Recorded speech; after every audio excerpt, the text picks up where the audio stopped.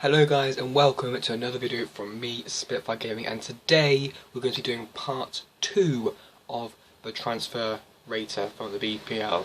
Now if you haven't watched part 1, obviously I would advise you to go and watch part 1, but if you've already watched that and you'd like to watch this, then go ahead, watch it.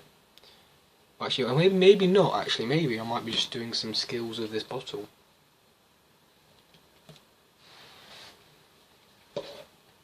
Oh, yep. Oh, yeah. Yeah, like that. That's some good skills. Good skills. Oh. And we're starting off with Manchester United. Now, Manchester United, Jose Mourinho said that he had 4 summer targets, and he's hit all 4 of them, obviously, with Eric Bailly, Ibrahimovic on a free transfer, Mkhitaryan and Paul Pogba. Now he's spent around about, with these transfers, he spent around about 150 million. Has it been worth it? I mean, Pogba is a bit too much in my opinion, but obviously the fact that he's a world-class player, he's buying back from the club that recently, about 4 years ago, sold him. And he's a bit of a personality, and he's a bit, the thing is, they're not just buying him for the player, they're also buying him for the shirt sales, they're bringing in stuff like that, so I understand it's going to be quite expensive. Henrik Mkhitaryan is a good signing in my opinion, 26.3 million is a pretty decent signing. He had a year left in him, so, that's why he's, I think I could, bear in mind the inflation of the market, I could have seen him going for like 45 million.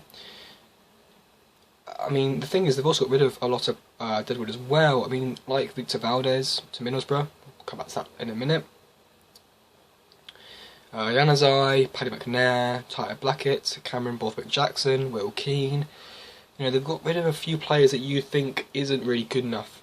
And it's good because the fact that Jose Mourinho, his personality, his leadership skills, are, building a new way for Manchester United, and I'm really scared of them because they look pretty decent this season. I'm saying that this is a straight up 5 out of 5. I think that they've done the best they can, and they've done it early as well, meaning that they've got more time to gel together and more time to work in a system together. So I'm saying Manchester United have done a 5 out of 5. Middlesbrough. Now, Middlesbrough, in my opinion, are the best promoted team to come to this league. They have got the most money, obviously, but they've also got the most...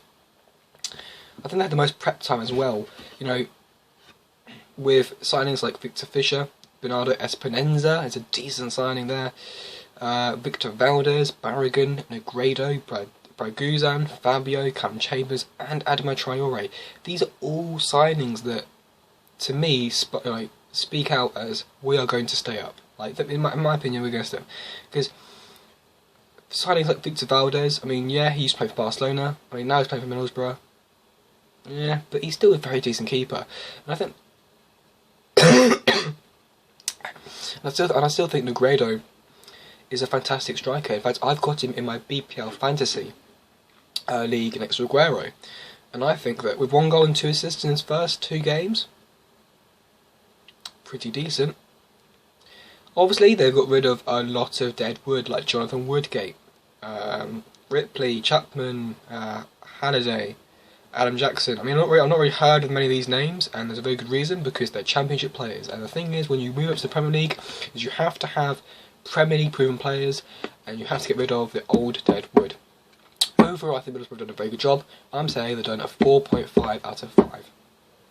Southampton, Liverpool's favourite team. Southampton have brought in a few decent players like Nathan Redmond, Pierre-Emile Højbjerg, Alex McCarthy from Crystal Palace, and Buffal from Lille. They've done some business selling some players as well, like Pele, okay,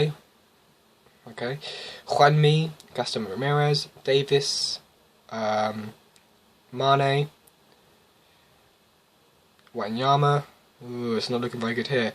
I really do feel like Southampton aren't going to be top 8 this season. I'm really feeling like they're going to be more into the mid-table obscurity. I'm feeling like this isn't going to be very good, so overall I'm saying a 3 out of 5. I really don't feel like those signings are proving to me like they're not screaming to me Europe. I feel like they're not going to do very well in Europe. and I don't really feel like they're going to do very well in the league, so it's a shame, but 3 out of 5. Stoke.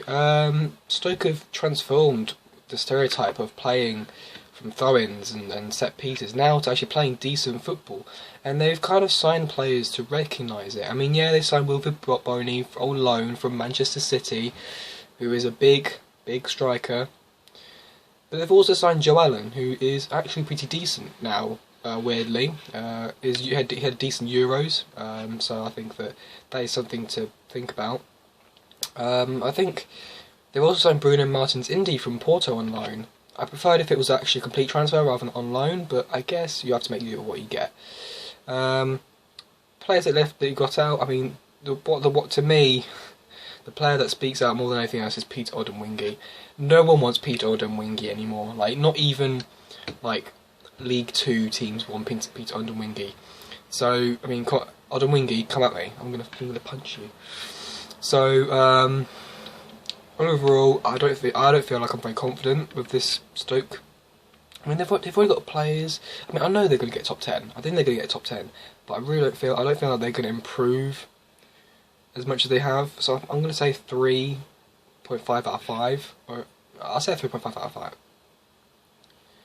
Sunderland, they're in a lot of trouble because they've just got a load of players in that, to me, don't speak certainty. I mean, Djilabodji from Chelsea, Januzaj, Steven Pienaar, Manquillo, Denea. These players, to me, don't speak out as survival. It speaks out, well, it doesn't speak, actually, to me it doesn't speak out, it speaks to me like, oh shit. Because I'm not seeing a recognised striker. And that's what you need, a recognised striker, because Defoe isn't going to save your ass again. And the players that they've left out is the only other recognised striker. Steve Fletcher to Sheffield Wednesday. I mean, they've also got rid of like Virginie, Danny Graham, actually no, there's Steve Harper, I think he's retired now. Wes Brown, Gicciarini, who was pretty decent in the Euros. Yunus Kabul to Watford, and Jermaine Lens on loan to Fenerbahce. So you just lost a whole lot of players, and in my opinion, you're probably going to get relegated this season. So I'm saying a 2 out of... Actually, I'm saying a 1 out of 5, to be honest. 1 out of 5. Swansea. Now, Swansea are kind of one of my favourite teams, actually, because of like how little money they have, but yet they always seem to do quite well, in my opinion. They've brought in a few decent players like Van der Horn, Leroy Fer, and Lorente Borja Baston. You know, Lorente and Borja Baston, in my opinion, aren't as good as what some people say, because Lorente, I think, has lost it slightly. And Borja Baston has had a decent season, I guess, but I just feel like he's not that good. Leroy Fer, I think, is a good signing. In fact, he's proven, I think he scored 2 goals this season. And I think he's pretty decent. He's a very decent player. They've also got rid of a few players though. The main reason why I'm a bit sceptical is because of the fact that they've got rid of a few big players.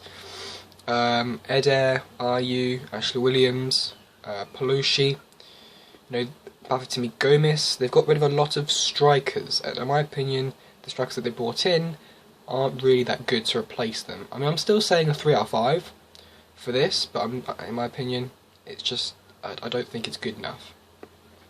Tottenham, what have they done? They've done the same thing. Well, no, actually, no, I'm not saying that. They've done the wrong thing, because they've got Champions League football, but what you need is a marquee signing. And last time they got in Champions League, they signed Van der Vaart, a massive player. What have they done this time? They've signed Victor Wanyama, Vincent Janssen, and Moussa Sissoko. No, you're not improving on those foundations you've made. You've also got rid of a lot of players as well, which I can't be asked to say them all. But in my opinion, I'm just saying straight 3 out of 5.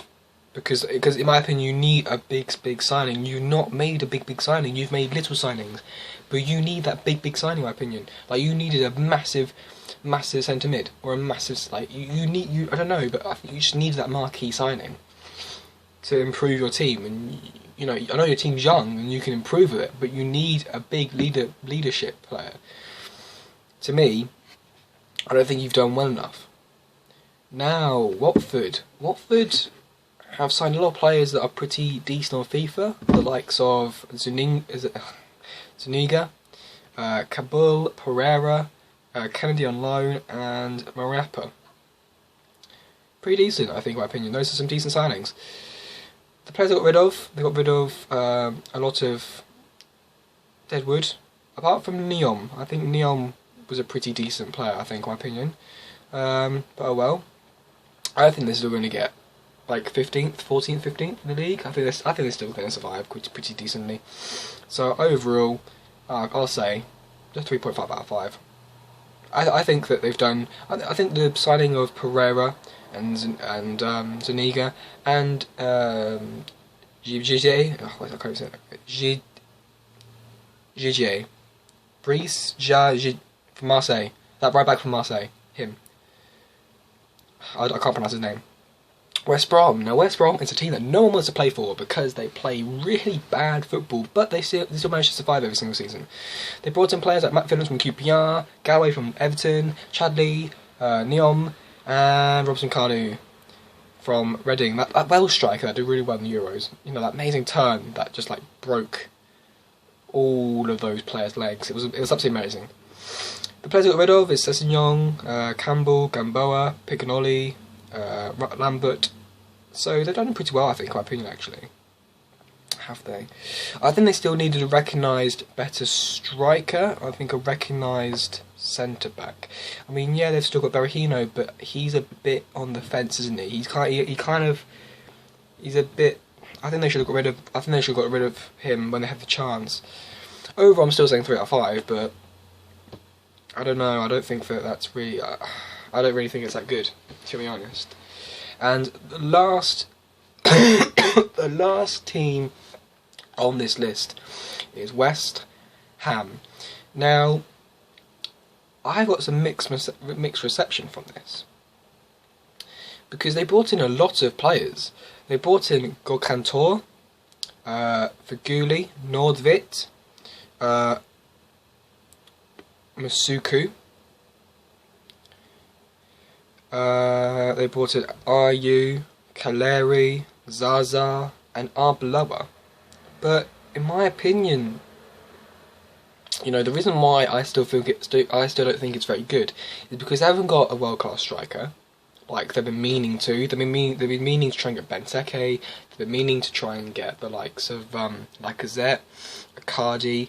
You know, and the problem is with all this is that they've been saying like all over the news, oh yeah, we've signed this player, oh we've signed this player, and overall what you've got is Kaleri and Zaza. And in my opinion, those two aren't good enough.